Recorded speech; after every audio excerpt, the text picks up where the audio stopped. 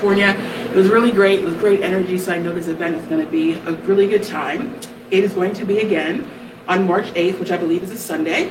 And for those of us here on the East Coast, it will be at 9 a.m. And those who are in California, it will be at 6 a.m. So you can go to events on our website and register for that. All right. We'll be hearing the Venerable next. Thank you.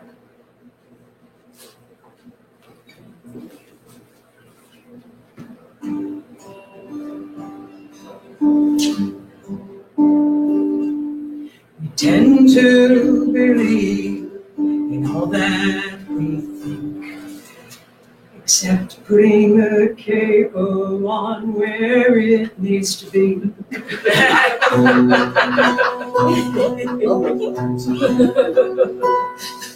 We tend to believe in all that we think, imagining patterns in all that we see.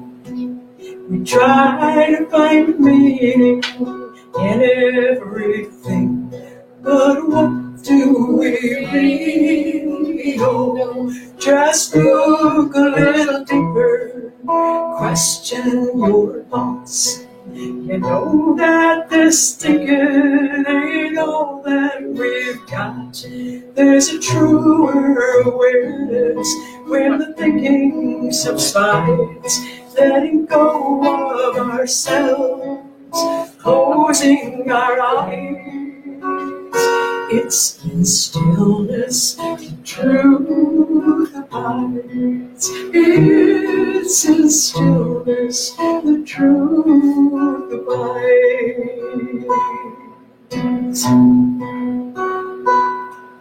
There's really no me, and there's really no you. These bodies are made of bones and sinew. But open it up and you won't find you. So what do we really know? Just look a little deeper, question your thoughts. You know that this thinking ain't all that we've got. There's a truer awareness when the thinking subsides, letting go of ourselves, closing our eyes. It's in stillness the truth abides. It's in stillness the truth abides.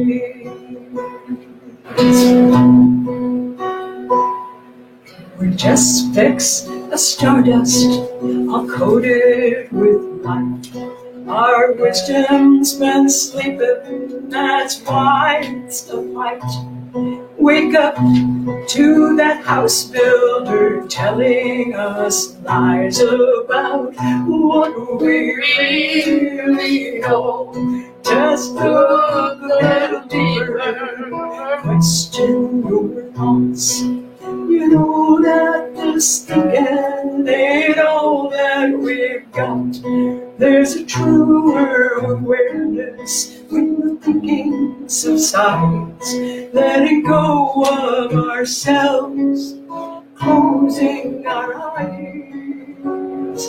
It's in stillness the truth abides. It's in stillness the truth abides. It's in stillness the truth abides.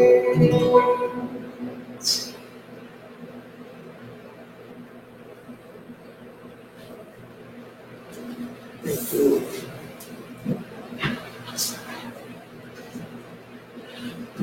And I'm back. Yay. So going through the announcements one more time in case you weren't able to hear them before. So every Thursday we will hold our novena at 5:45 p.m. So if you'd like to send a prayer request for yourself, a friend, a loved one, whether they are here or departed, please send that to prayer@heartwoodrefuge.org. Also, please share, like, and follow us on social media so that we can help spread the Dharma far and wide. We are always grateful to receive your donations. whether they are dollar donations that can go to retiring our mortgage or through our Amazon list, which we really appreciate. You can also go to our webpage and go to About and Giving to see the other things that you can donate to here at Heartwood, including our social programs and also supporting our nuns here. So we're always grateful for any bit of generosity that you're able to provide. Our final Friday Fun Night is coming up next Friday. We're really excited. Again, this is our Untalent show. Usually people think about dancing, singing, poetry, which is amazing. We accept all of that. But if you just like to share some knowledge you may have, or just, anything you can think of that you'd like to share with the group, we're supportive. We're going to be here to enjoy. If you're not able to do something with another or on your own, we'd love to have you here to support. So it's going to be free, but you do need to register on our website so that you can get the Zoom link. So you can go to the retreats and scroll down to Final Friday. And that'll be this coming Friday, February 26th at 6 p.m. Eastern Standard Time. And we're excited to share with you at that time. And lastly, we'd like to tell you about on March 8th.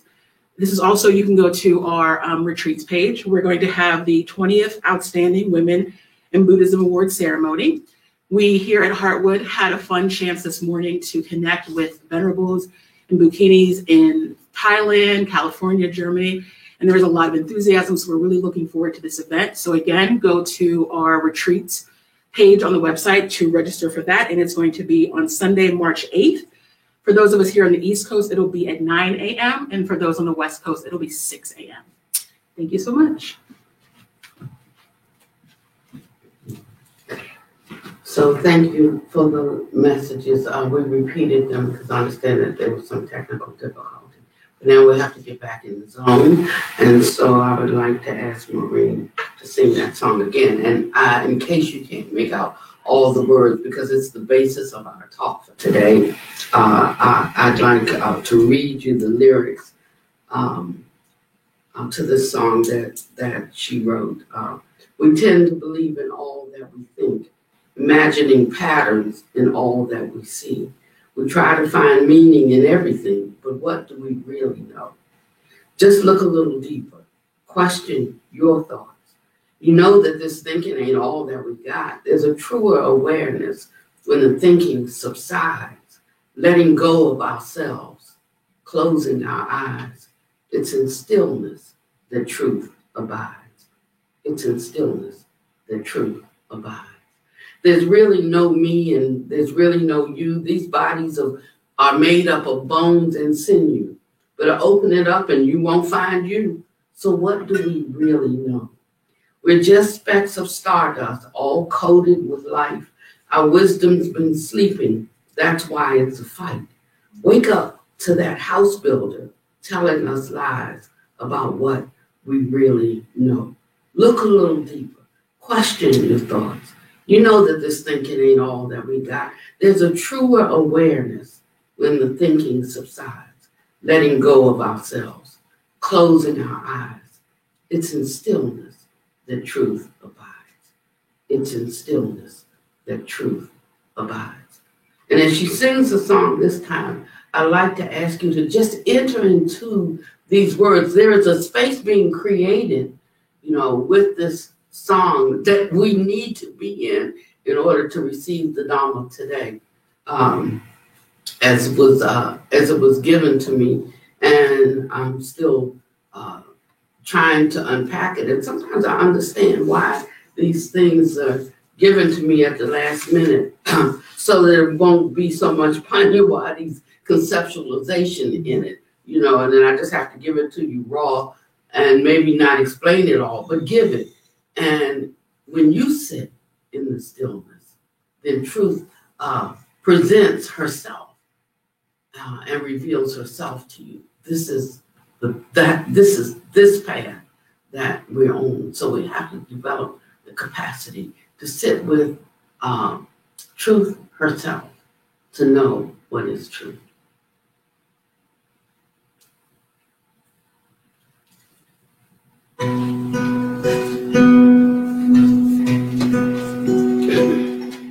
We tend to believe in all that we think, imagining patterns in all that we see. We try to find meaning in everything, but what do we really know? Just look a little deeper, question your thoughts. You know that this thinking ain't all that we've got. There's a truer awareness when the thinking subsides. Letting go of ourselves, closing our eyes. It's in stillness the truth abides. It's in stillness the truth abides.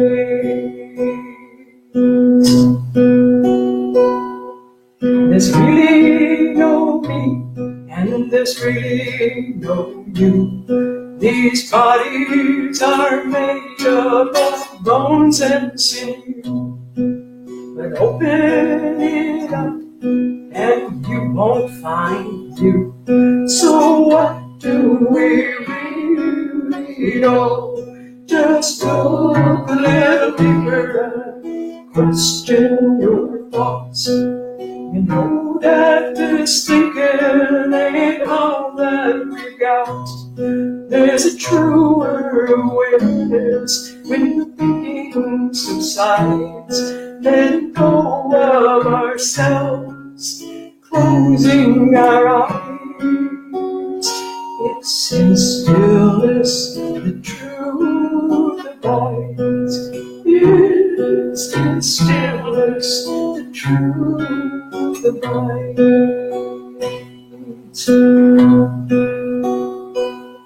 We're just specks of stardust, all coated with light. Our wisdom's been sleeping, that's why it's the fight. Wake up to that house builder telling us lies about what we really know. Just look a little deeper, question your thoughts. You know that this thinking ain't all that we've got. There's a truer awareness when the thinking subsides. Letting go of ourselves, closing our eyes. It's in stillness the truth abides. It's in stillness the truth abides. It's in stillness the truth abides.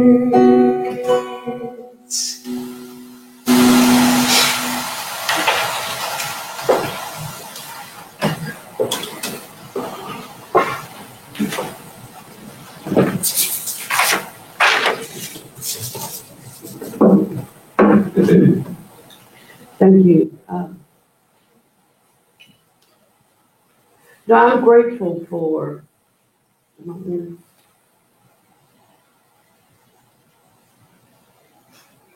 I'm grateful for tears because sometimes it's just a release valve. Sometimes you can be so overwhelmed when you encounter the awesome that it's something that is greater than oneself.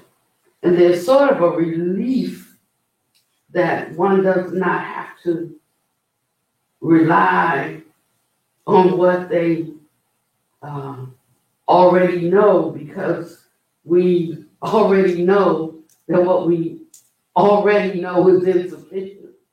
That's why there is the search.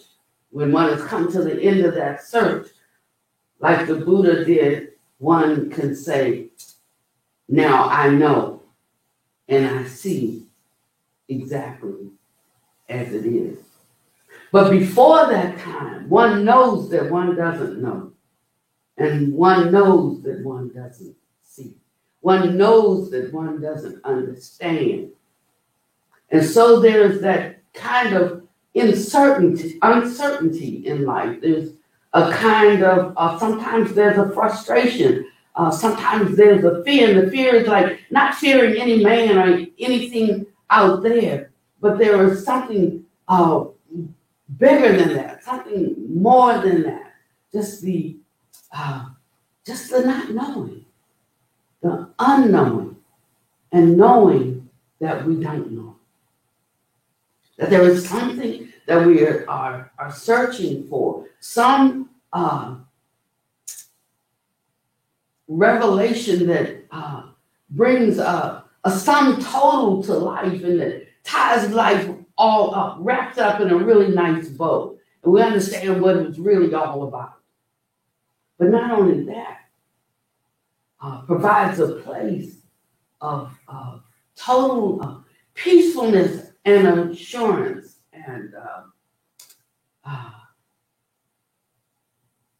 ease that we up to this point have not found in the world. And so we keep searching for it, inquiring about it, asking around, looking, researching, digging, pondering, sometimes even scheming to get it. So I had a really nice, cutesy Dharma talk for today. And then I got a signal that took me in an entirely different direction. And I have to be honest with you that I don't feel real competent in my ability, because I know me, in my ability to express the true meaning of it. But all I can do is share with you that it's here. Maybe you can investigate it and you can unpack it a little better for me. And what came to me is that when we have a table and we invite the whole family, there's some there that are young, and there's some there that are old, and there's some there that are accomplished, and some there that are mature in their thinking, but they just haven't put it into practice, and some there who are immature, and some who are unaccomplished, and some who think fast, thinking they know, and some who move slow, thinking they don't know. And there's some who run fast, knowing they don't know. And then there's some who run slow, knowing that they know. So we have, at that table, we have a little bit of it all, a little bit of everybody, a little bit of everything.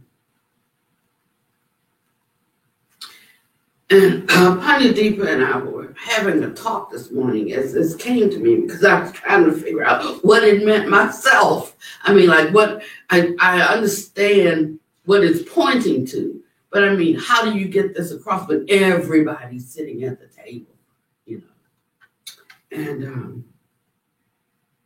And he said, well, you know, sometimes Paniwadi, you have to have some things on the table that that the children can't eat, or you'll have some things on the table. Like for me, it was collard greens, and we had them several times a week because greens are cheap, and they were the cheapest greens that you could get, and we were poor, so we had collard greens several times a week, and I hated them. You know, they were just hard for me to eat. I didn't have a taste for them. Now I love them, although one of my supervisors one time when I was working for Arbitron, she told me, she said, collard greens, people don't eat those. They feed, where I come from in England, they feed that to the pigs. I said, well, we find them right there next to the pig heads in the farmer's market, but we eat them. And then one day she tasted them and she said, "Oh, this is so good. How could I have missed this?" But it was the conditioning and it was the perception, you know. And I'm not making a case for collard greens this morning, but I am pointing to the fact that not everything is palatable for us all the time. So, and sometimes it's because we don't have a reference for it, or we just haven't reached a certain place in our walk. And that's not to diminish anyone. It's just simply to acknowledge, you know, where we are. I think, you know, mountain climbing takes extraordinary skill. I'm just not interested in acquiring that skill at this time, but somebody else might be. So we don't have to feel like when we talk about, or when the Buddha talks about levels of training, we don't have to feel embarrassed where we are. We need to be where we are, because that's the only way we can go to the next level. Sometimes when we jump ahead and try to present ourselves as someplace else on the path than where we are, it causes us to stumble. And also it makes a whole lot of hullabaloo when one holds themselves out to be on a certain level, and then people have certain expectations of you based on that, and you can't live up to them. So let's everyone just be where they are. And when we hear something that we cannot accommodate or put into practice in our life in the moment, you know, just tuck that away. You know, like one day, maybe in this life, that will be medicine for me. But I have it right there on my shelf, so that when the thought comes up to think about this or to ponder this, I know right where to go. Yesterday, when I was cleaning my room, to give you some idea about the room, I ran across a bag with medicine in it. It had three bottles of medicine that the doctor gave me. Now, when the doctor, when I saw the bottles, I didn't know whose they were. And then when I went in the bag, there was a slip of paper and it said for me and how to take it. And then I remembered I went to pick this medicine up myself in December. And because I had to pick it up, not at my doctor's office, but I had to go to a special place, not at a pharmacy, but a special place, because they said this was special medicine. You know, like I'm so sick, I need a special medicine that you can't even get from the CVS and so forth. And so it was really like a big thing. You see what I'm saying? And so I went to this place and I picked up this medicine. And so I looked at the name and I didn't recognize the name. I couldn't even remember which doctor ordered it for me. I said, what is this for? Is this for my stomach? Is this for my head? I didn't even know what the medicine was for. So I Googled it. I'll tell you, Google is just wonderful. So I Googled it. And then it told me what it was for. And it was really, I had some polyps removed. I was having difficulty with my esophagus and my throat and so forth. And a couple months ago, I had some polyps removed. And now that same thing is coming back again. So you see, I found that bag right at the right moment. And but here's the thing. What I've been taking, which was Alka-Seltzer plus antacids, is $6, I think, for a bottle of 82. And the doctor had originally told me to get Pepcid. And that was $11 for a bottle of 30. Okay, so that's what, 4 times as much. But now this medicine, I can't like just get it from the pharmacy. It has to come from the special pharmacy.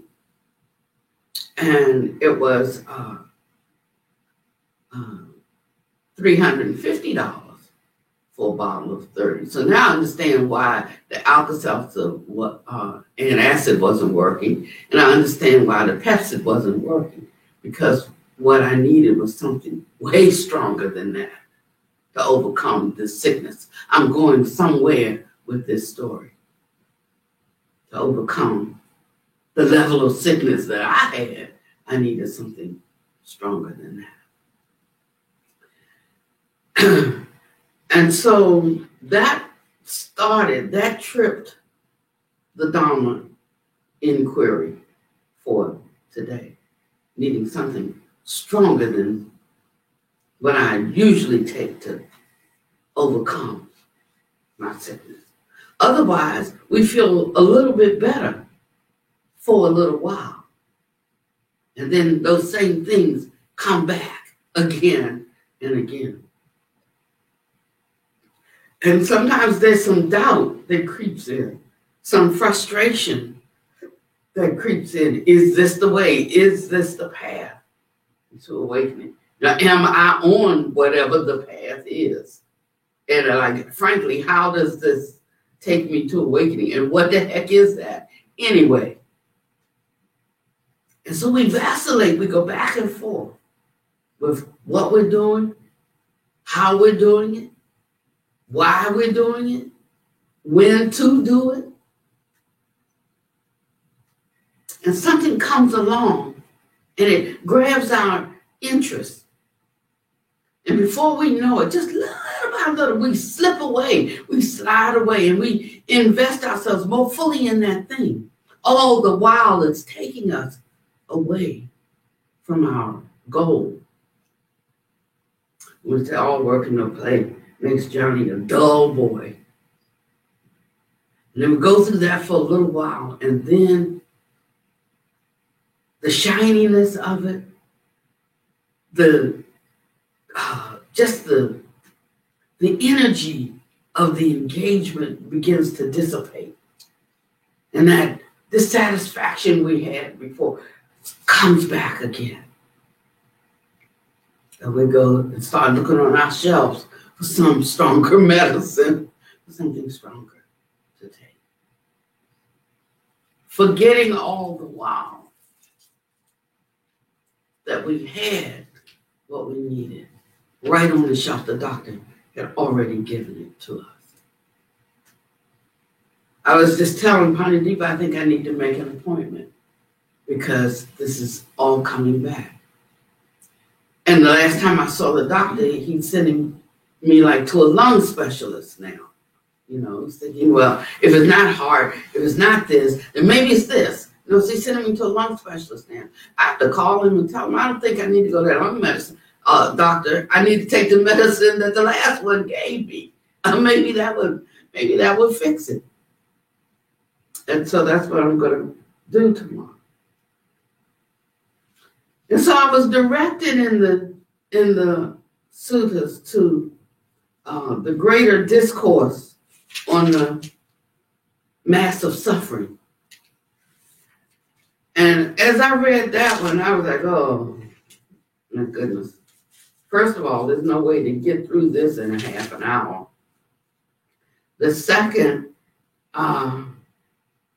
is that it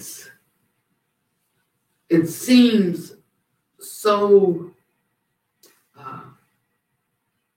disassociating from life completely that our Sunday listeners, lay practitioners in various degrees of various places along the path would not benefit them too much.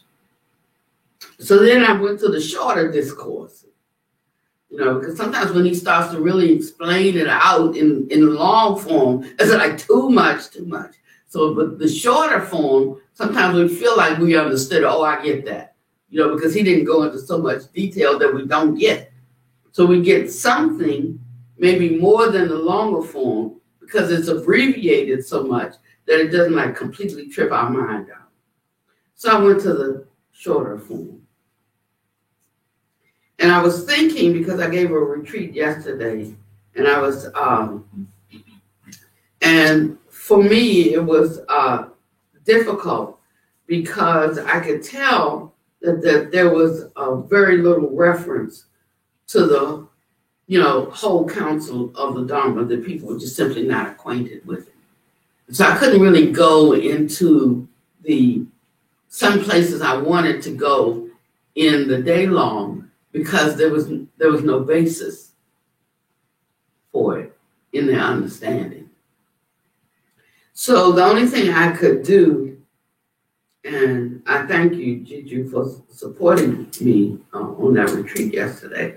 The only thing I could do was kind of whet the appetite to try to inspire them and encourage them that there was something more to the Buddha's message than what they had received, but to do it in a way that didn't denigrate what they had received, but to just let them hear the testimony, feel the exuberance and the vitality and the life that comes when one goes deeper in the Dharma and tastes for themselves that it is good. And when one does not decide for oneself how much of it other people need and what of it, if any, is cultural baggage. And I explained how the Dharma came to us and how there was a little section carved out. And we gave it an all-encompassing place in our American Buddhist practice. And we left out all the other pertinent things that were necessary to understand it. We put it at the center of the table, like the turkey on Thanksgiving, when it belongs really on one corner. And we use that to give some flavor and some understanding as an accompaniment to the main meal. So the main meal is lost, and we're eating the accompaniment as the main dish. And there's going to be some benefit in that.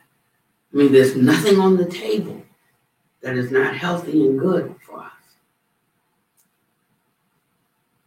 But alone, it will not take us where we want to go.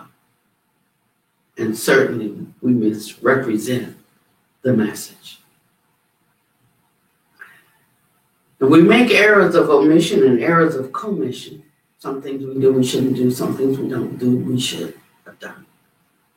And they all have a result. But I, for one, would rather give as much of it to you as I can. And you can just leave any of it on your plate that you don't want to eat right now.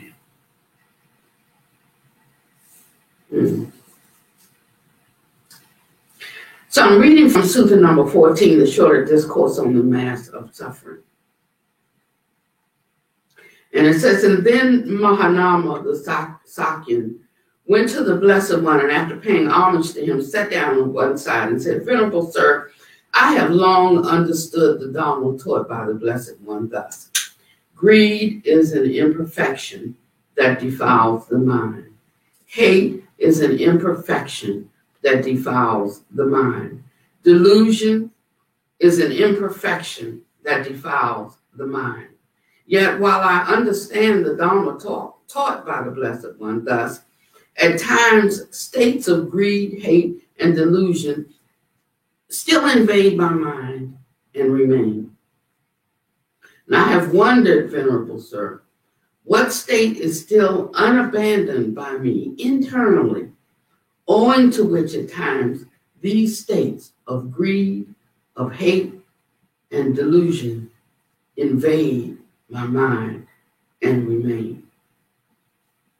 And he said, Mahanama, there is still a state unabandoned by you internally, owing to which at times states of greed, hate, and delusion invade your mind and remain. For were that state already abandoned by you internally, you would not be living the home life. You would not be enjoying sensual pleasures. It is because that state is unabandoned by you internally that you are living the home life and enjoying sensual pleasures. Now, this wasn't an indictment against Mahanama. It was just an explanation, And he said, even though a disciple has seen clearly, as it actually is with proper wisdom, how sensual pleasures provide little gratification, much suffering, and much despair, and how great is the danger in them, as long as he still does not attain to the rapture and pleasure that are apart from sensual pleasures, apart from unwholesome states, or to something more peaceful than that, he will still be attracted to sensual pleasures. But when a noble cipher has clearly seen, as it actually is, with proper wisdom, how sensual pleasures provide little gratification, much suffering, and much despair, and how great is the degree in them, he attains to the rapture and pleasure that are apart, separate from sensual pleasures, apart from unwholesome states, or to something more peaceful than that. And then he is no longer attracted to those things. He said, before my enlightenment, while I was still only an unenlightened bodhisattva, I too clearly saw, as it actually is, with proper wisdom, how sensual pleasures provide little gratification, much suffering, and much despair, and how great is the danger in them. But as long as I still did not attain to the rapture and pleasure that are apart from sensual pleasures, apart from unwholesome states, or something more peaceful than that, I recognize that I still could be attracted to sensual pleasures. But when I saw clearly, as it actually is with proper wisdom, how sensual pleasures provide little gratification, much suffering, and much despair, and how great is the danger in them, I attained to the rapture and pleasure that are apart from sensual pleasures, apart from unwholesome states, or something more peaceful than that. I recognize that I was no longer attracted to them. So this makes it easy for us to put things in one category or another. No, we talk about there's so many shadings and so many grades along the path. And that's understandable, because he said in the Samyutta Nikaya, this world, for the most part, relies upon duality, comparing this to this, and where I fit along that tandem. We've got a kabillion choices we can make about everything. But you see, along the Buddhist path, it stops being a kabillion choices and there are only a million. Then it stops being a million choices and there's only 1,000. Stops being 1,000 choices and there's only 100. stops being 100 choices, there's only 10. And it stops being 10 choices, and the Buddha breaks it down to only 2. This or this, you choose. But in the beginning, we can't go to this or this because we see all the different gradations, all the different possibilities, all the different views, the different ways that we can understand something, work with something, look at something, do something, have something, give up something, and yet still have something that was connected to it. I mean, we find all the ways.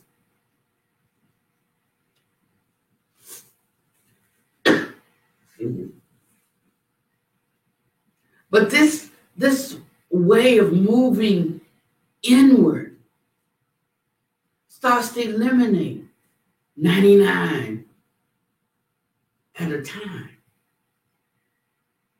And that's why when we really get on a clip, renunciation can be swift, but it's not only swift, it's sweet. Because it removes so much confusion out of our way, out of our view, takes away, helps us to erase so many of the choices, so many of the things we had to choose from. We reject all of those. That's superficial, that's superficial, that's superficial, that's not helpful. I never even liked that to begin with. And we start to wipe so many of those things away from our life. So it's not like being forced to give up this. I got to give up that. I have to lay down the other. It's that the brightness of them. And the brightness of truth has dimmed.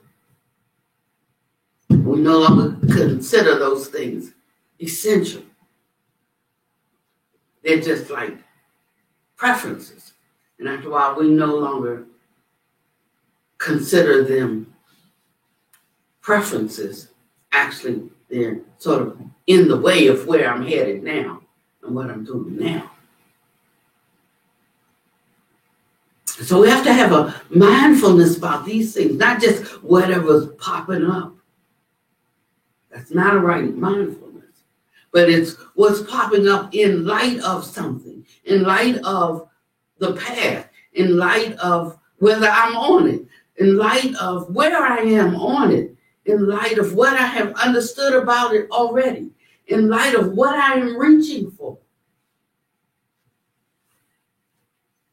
And when we examine deeply like this, more than superficially, we can find our way. From wherever we are, I'm here, we can find our way towards the destination. And for one person, they have to turn left at the next intersection. Because they're here, trying to get there. To another person, they might have to turn right at the next intersection. Because they're there, trying to get here. For another, it's like, just keep moving straight ahead. And for another, they're going this way. They have to just make a U-turn, go back to the beginning, and then go right. All of these things we understand just from how we just naturally live our lives. It's no different.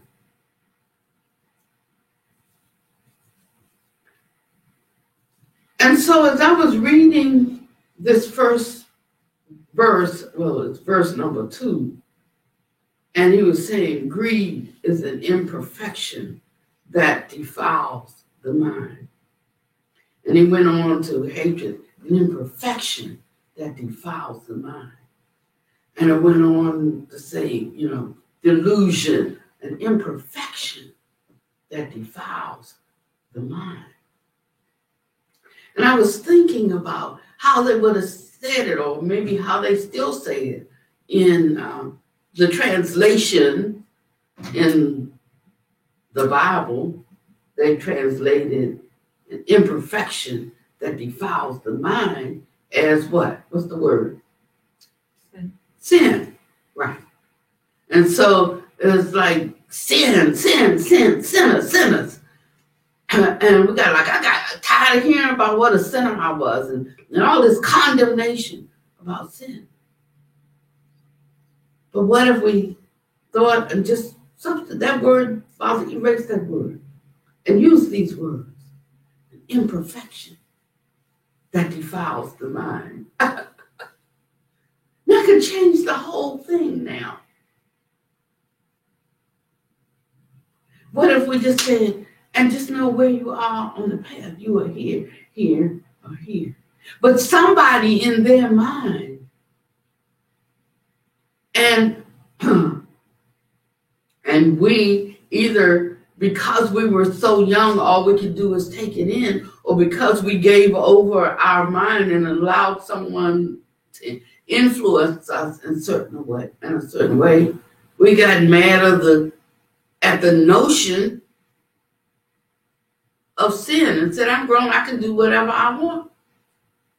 And we got mad about the condemnation. And it's no different in here. The Buddha condemns bad action, bad habits, things that are unfruitful, unbeneficial.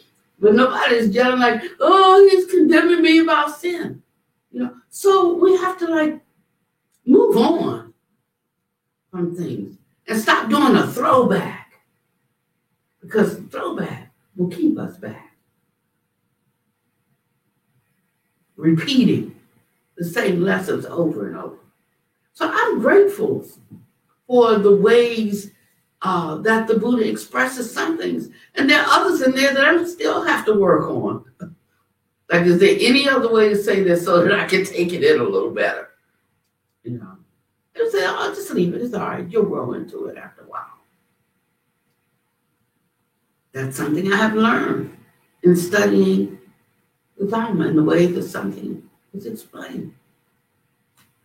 I recognize that I have given myself definitions for some things, definitions that other people gave me and I adopted, and some definitions or ways of looking at things that I put together in my own mind. So I was thinking about the word God. And I know several ways to think about this.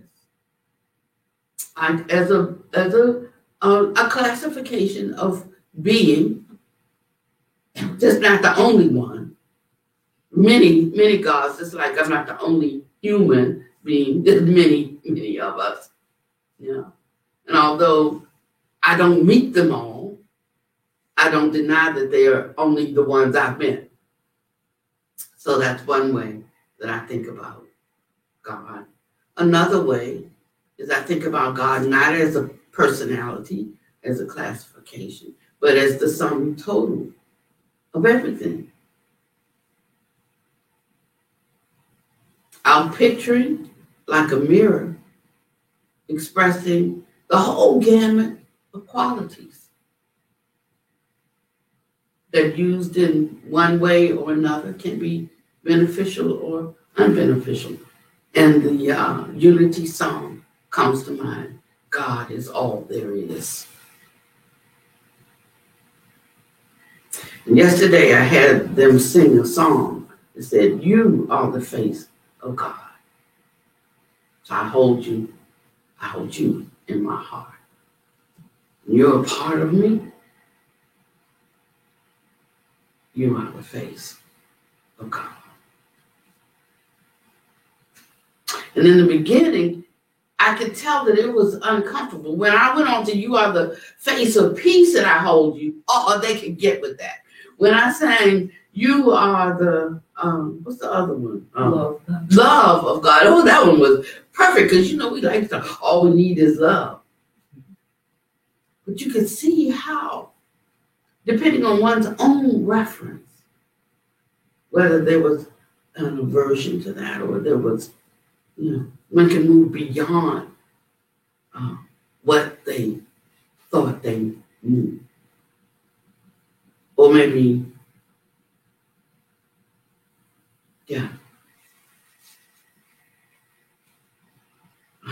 could move beyond their own thought and wonder, is there a larger, a bigger, more expansive way to hold a concept than just the concept I have in my head. And this is where you will find joy on the path in all the touch knots, taste knots, handle knots that you find in the dome.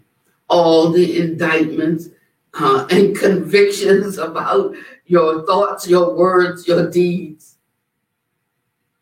If one acquires that capacity, first of all, to not take it personally. He starts in the beginning with it ain't personal. He starts in the beginning talking about not self, non-self, no self, and all the ways that we think about self. He talks about in Sutta number 1,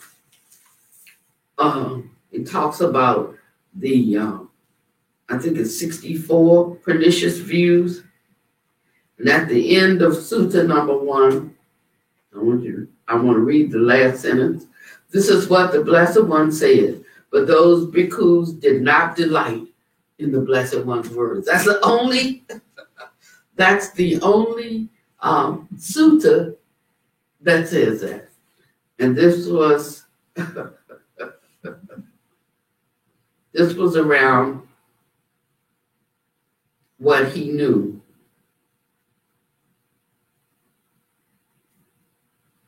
And what he understood. He called it the root of all things. The root of all things.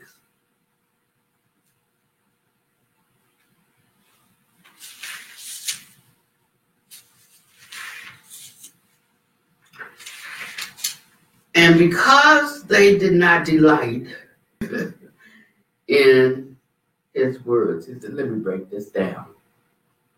And then comes the 84,000 other teachings. You just take a little bit here, a little bit there, a little bit here, and a little bit there.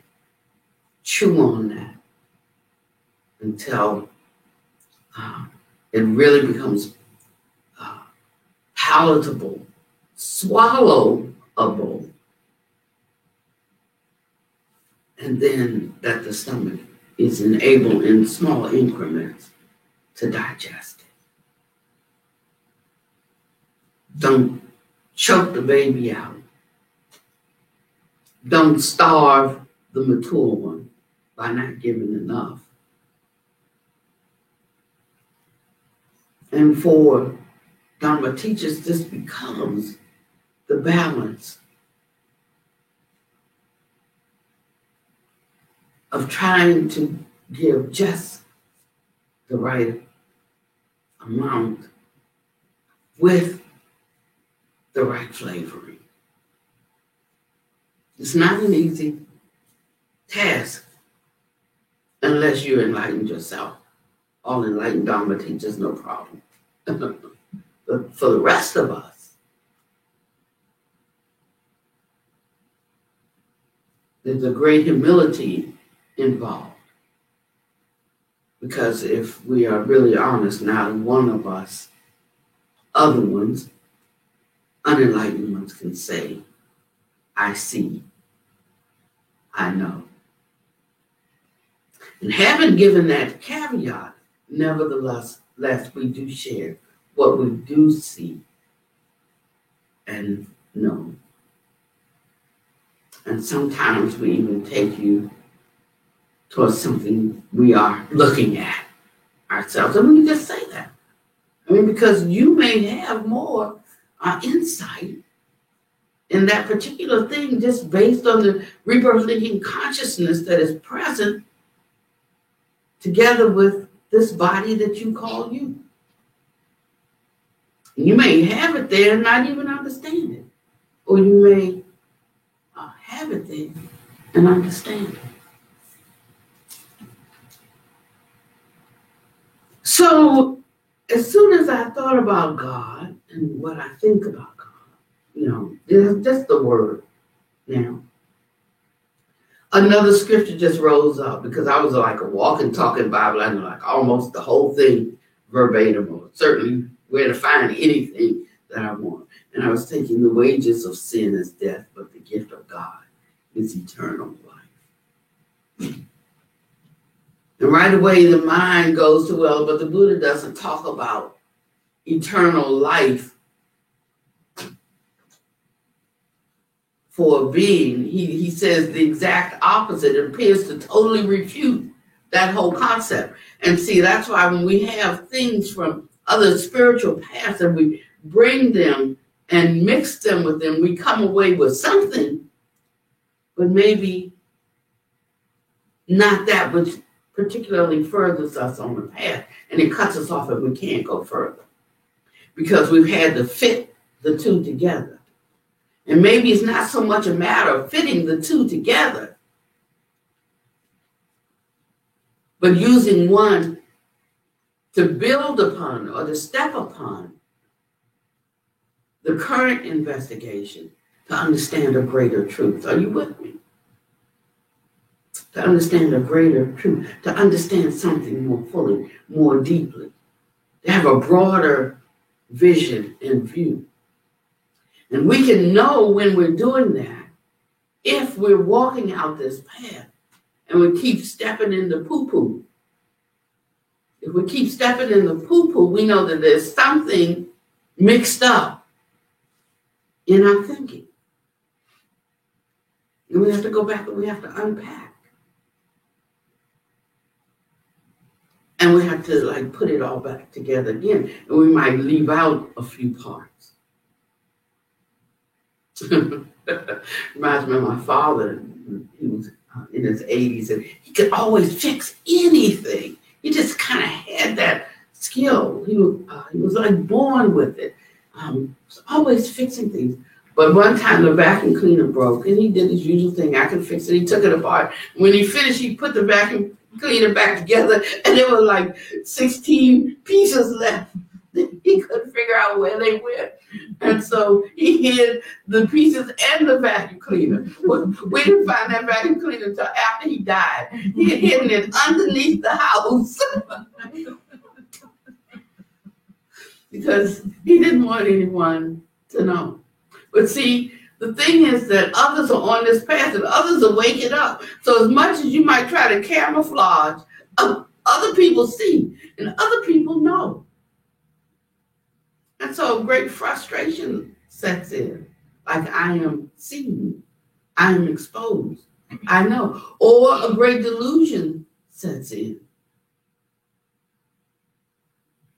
And we find a way of justifying ourselves because we are concretizing the sense of ourselves instead of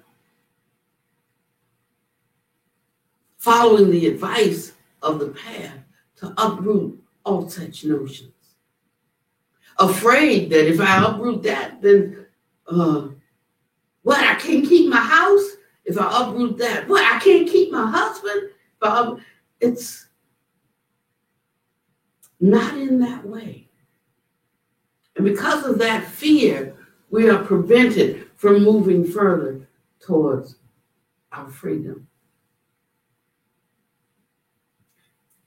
He says that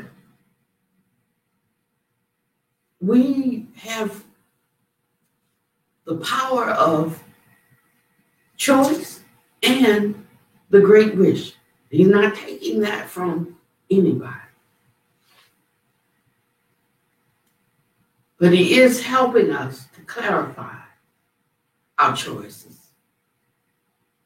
and to clarify our great wish and to prioritize them so that whatever we set out to do with all of our heart and with all of our mind, with all of our might and with all of our energy, we can do good at that thing.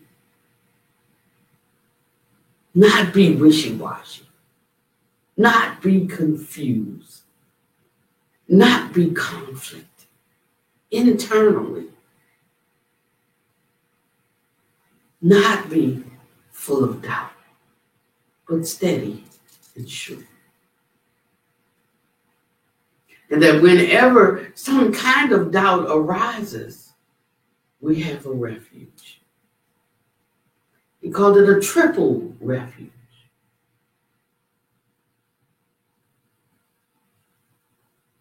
We can take refuge in the Buddha's enlightenment and his words to us that we have the capacity for the same awakening. To know something other than what we know. But we have to look a little deeper. We have to question our thoughts. As she said, we know that this thinking ain't all that we've got. There's a truer awareness when the thinking subsides. And the Buddha tells us how we can access it. It's in stillness. Laying down our perceptions of reality, laying down all that we already know.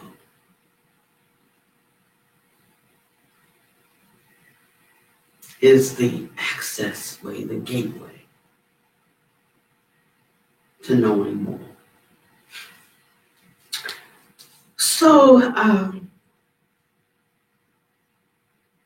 he speaks of the delusion that there is a permanent self. So that's one of those words, self, that we have to really look at. That's what he invites us to do, take an inquiry into what is self. And he starts dissecting, I'm not this, I'm not this, I'm not my thoughts, I'm not my feeling, I'm not this body, I'm not form, feeling, perception, consciousness, or mindfulness. And like, what's left, that's it. And we haven't figured out what's left. Because we're still in the process of laying down the notion that we are form. I mean, this is not an easy thing, is it? It's not. That she says, if you cut me open, cut this form open, you won't find Panyawadi in there. I'm really not my thoughts because I see them coming. I see them rise up and distract me. I see them leave, and sometimes more often than before, thoughts just gone. It just that's not me. Same with feelings. Mostly they come about because of, my interaction with you or my thoughts about my interaction with you. Or about somebody who took away something I wanted or didn't give me something I wanted. So there's a conditionality there. There's always something else present that produces that feeling. And I have it. So what's the I that has it? Oh, I'm getting confused. If it's not the body, it's not the feeling.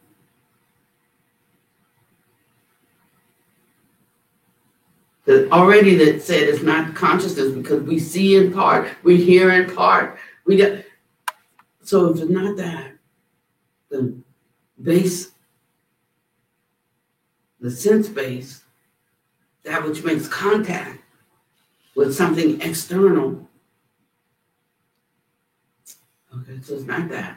It's not the resulting conclusion of that, which is the thought. So it's not that.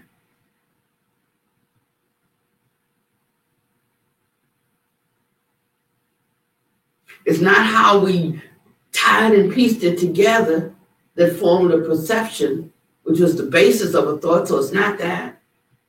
I'm not that. So what's left? I don't know anything left besides form, feeling, perception, consciousness, and thoughts. I don't know anything left. But I put all of that together. For me, it forms a me. That's all the pieces. Those are all the pieces I know. He said, yeah, but it's not the pieces you know. That's the difference between delusion and being awake. There is another piece. And that is the real you, because otherwise, what else would there be that would be eternal? So here he's speaking of something eternal, and yet it's not form, feeling, perception, consciousness, or thoughts. Wow. He says in the book of the aggregates,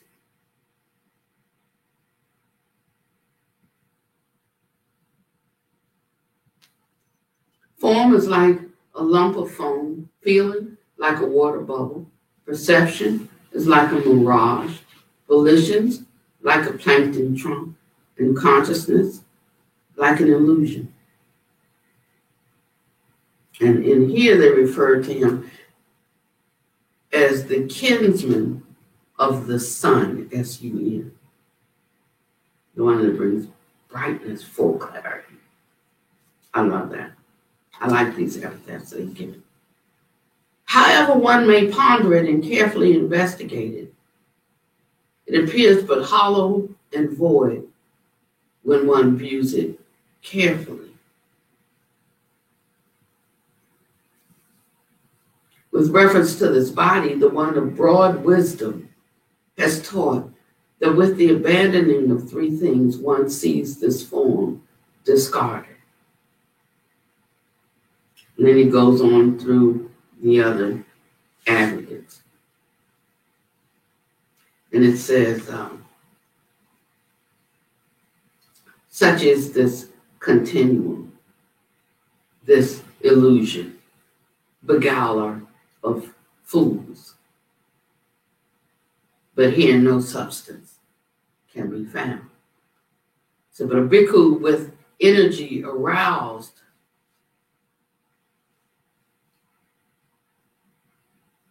should, comprehending and ever mindful, discard all of the fetters and make a refuge for himself.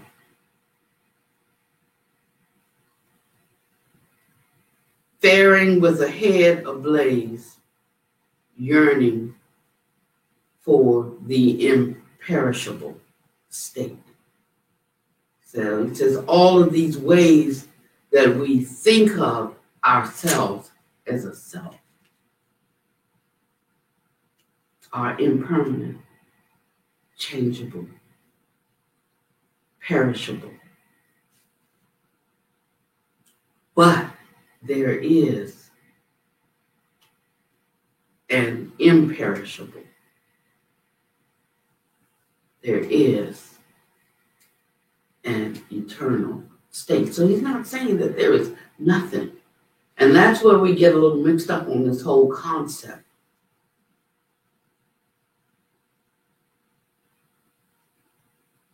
One time somebody said, didn't you say, that this that there's no self? He said, when did you ever hear me teach a doctrine like that? I said, yeah, you said it. But they didn't understand. He said that we don't see and understand this. That we do see in part, understand in part. We don't see and understand it as it actually is. And so we're looking towards these things that we already see and know. And if we didn't see him before, when he identified him, we could agree that there's form, there's feeling, there's perception, there's consciousness, there's thoughts. We could agree, though we may not have broken it out that way. Now that it's broken out for us, yeah. I see all those things. I see those 5 aggregates.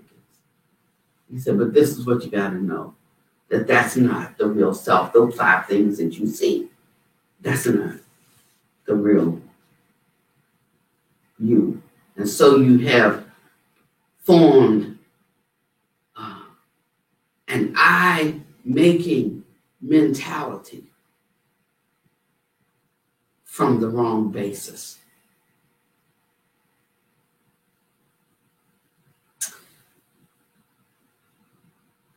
And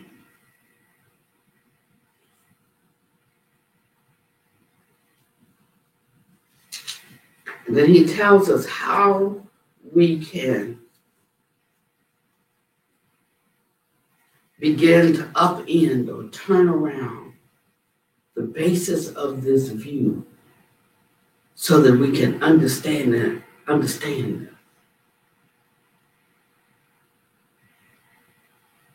he says it's in meditation. And if we think we're going to ever get to it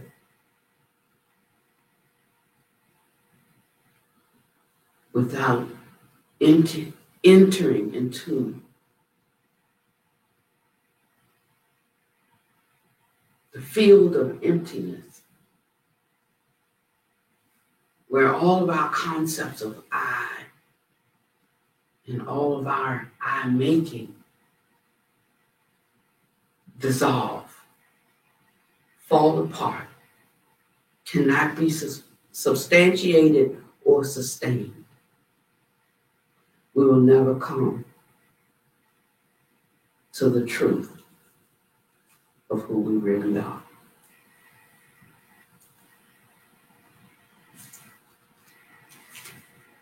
And one of the greatest delusions then, if that's the whole purpose and goal, to wake to who we really are.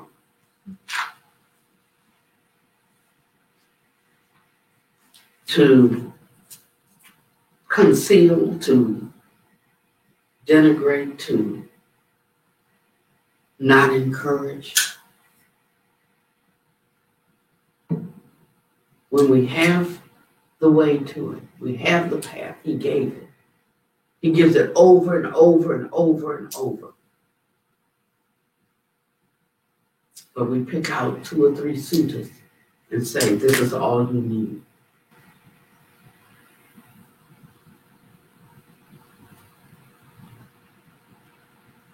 And that whole concentration thing, you just need enough of it to become serene, just to sort of like quiet down so that you can go into this practice of being mindful of the present moment.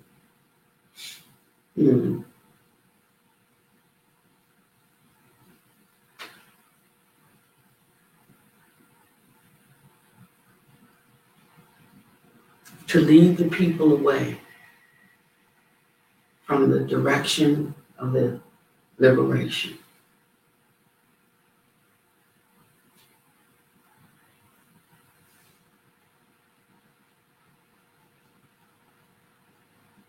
Has to be an act of utter ignorance and delusion, or perhaps the greatest disservice one can do to their fellow man who has inquired about the way to freedom.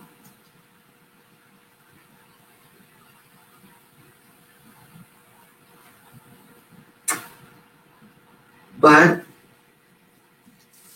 we are left without excuse, thanks to the goodness of men who have devoted themselves to preserving as much of the teachings as they could over the past couple of millennia, so that we have the truth at least in part, if not in full. Actually, we have enough that people today can still find their way out in this very life. So you can see it doesn't have so much to do with these superficial things that we're afraid that we'll have to give up or that we'll lose, or with these feelings of pleasure that we are feeling like are being taken from us, and that you're going to take all my pleasures and just give me blah. But he talks about a pleasure that's greater than anything that is impermanent can give us. And I have touched some things that are really, really pleasurable.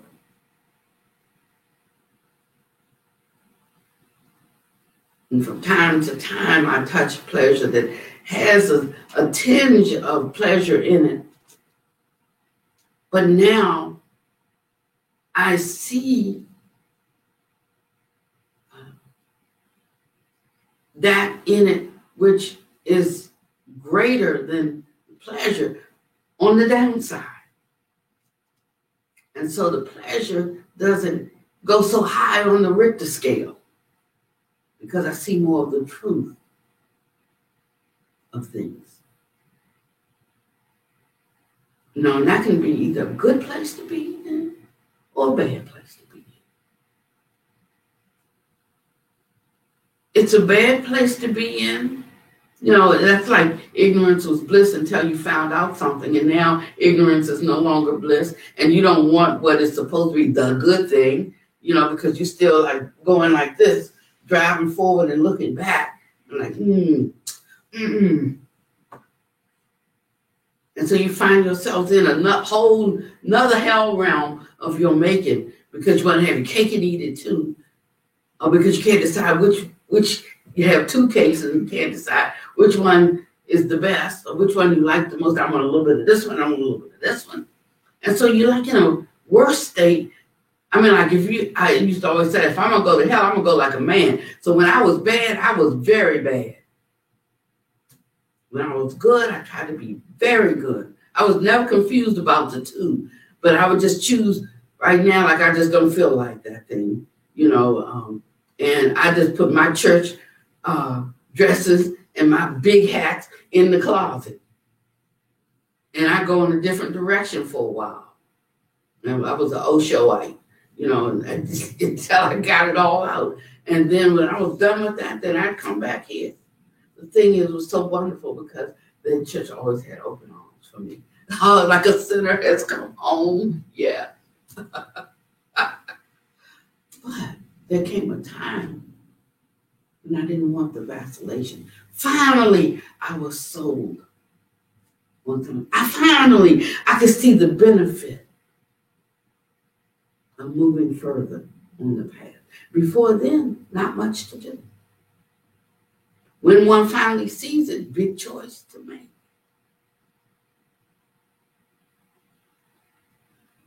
And some turn back and then they try to convince others. It ain't all of that. It doesn't take all of that. You don't have to do, you know. So be careful who you associate with, what I'm saying.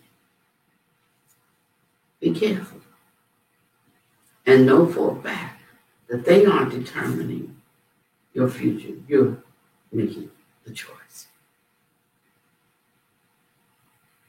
Just to know that we are choosing is powerful, isn't it? Because sometimes we think we don't have a choice in matters. Sometimes we think it was your fault, it was your doing, the good and the bad, when actually it was our own. Just knowing that can make a difference in how we move, how we navigate the issues of life. And bit by bit in the process, by taking refuge in the Buddha, in awakening, in that there is an awakening, and acquiring a taste of freedom that gives you a thirst for more. In knowing that I have a choice every day of how I will walk through this day, who I will choose to listen to. Knowing that I can govern my own steps. These things are powerful, and they are powerful and empowering. They move from a statement to a verb to an action. And with that action, it's like exercising atrophied muscles. We become stronger. We become more vital. We become more assured, more confident in our, more able.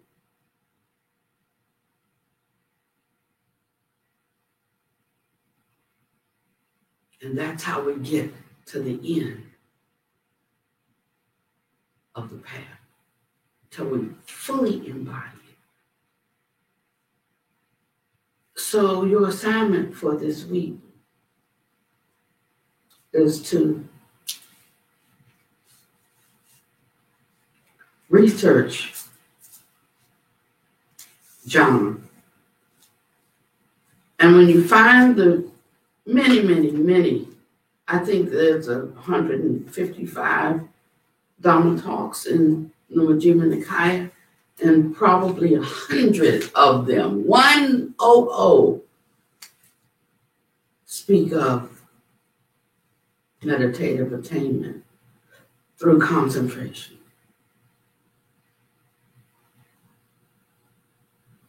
You can go to almost any sutta. It talks about how one enters into the first John. And it talks about setting the condition for being able to enter. Simple. Laying aside all covetousness and grief for the world. What makes you happy and unhappy. What you like and what you don't like. What you're trying to put out of your mind that keeps coming back, and what you're trying to put in your mind that you need to let go of. Just for these few moments, we will sit. Letting all of our cares and concerns for the world fall away. Just for these few moments. When we get out of this, we can just take them all back on. But just getting into the practice, the habit of laying it all down for a few minutes. Really desiring and seeking the pleasure that is not born of this world, he said. So number one, there is pleasure in it, but it doesn't come from anything this world can give. And it's not because it gives and it takes, but because it gives with conditions that are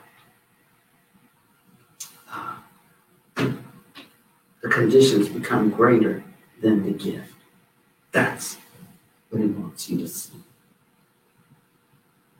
And that there is a pleasure that one can enter into that's greater than all of this.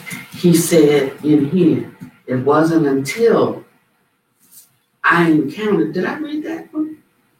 He said, it wasn't until I encountered that pleasure that was not born of this world that I could let go of the pleasures that are born of this world. Wondering why you can't do it? That's the reason why. Because you have not encountered a pleasure greater than the ones you find in the world. But when you do, it begins to shift your appetite. And then one makes progress towards awakening. So I hope this has been useful, and I apologize for my inability to offer it to you in the way that I'm touching it inside.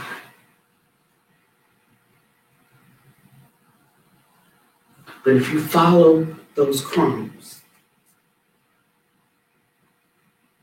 truth will reveal itself to you, and you'll know directly